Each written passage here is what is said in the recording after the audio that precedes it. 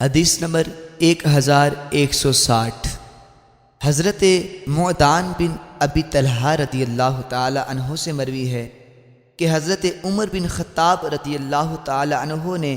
جمعہ کے دن خطبہ ارشاد فرمایا تو نبی اکرم صلی اللہ علیہ وسلم اور حضرت ابو بکر صدیق رضی اللہ تعالی عنہ کا ذکر کیا۔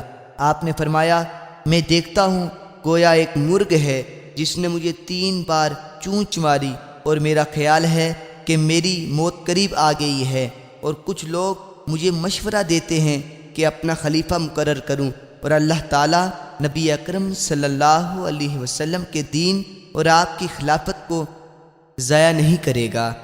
اگر میرا وصال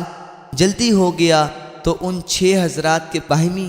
مشورہ سے ان میں سے کسی کو خلیفہ مقرر کر لینا، جن سے رسول اکرم صلی اللہ علیہ وسلم زندگی بھر راضی رہے۔ مجھے معلوم ہے کہ کچھ لوگ اس معاملے میں طعنہ زنی کریں جس سے میں نے اسلام کے حوالے سے جہاد کیا ہے۔ اگر وہ ایسا کریں تو وہ اللہ تعالیٰ کے دشمن کافر گمراہ ہیں۔ میں کلالہ سے اہم معاملہ چھوڑ کر نہیں جا رہا۔ میں نے نبی اکرم صلی اللہ علیہ وسلم سے جس قدر کلالہ کے بارے میں پوچھا،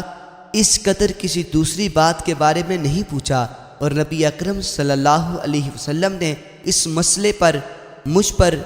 جس قدر سختی فرمائی، اتنی سختی کسی مسئلے کے بارے میں نہیں فرمائی، حتیٰ کہ آپ نے اپنی انگلی میرے سینے میں مار کر فرمایا، اے عمر، کیا تمہاری تسلی کے لیے سورہ نساء کی وہ آیت کافی نہیں جو گرمیوں میں نازل ہوئی؟ اگر میں زندہ رہا تو کلالہ کی ایسی تفسیر کر کے جاؤں گا کہ اس کے بارے میں وہ بھی فیصلہ کرے گا جو قرآن پڑھتا ہے، وہ بھی جو قرآن نہیں پڑھتا۔ پھر فرمایا، یا اللہ، میں تجھے گواہ کر کے کہتا ہوں کہ میں نے شہروں میں حکمران اس لیے مقرر کیے ہیں تاکہ وہ ان سے انصاف کریں، ان کو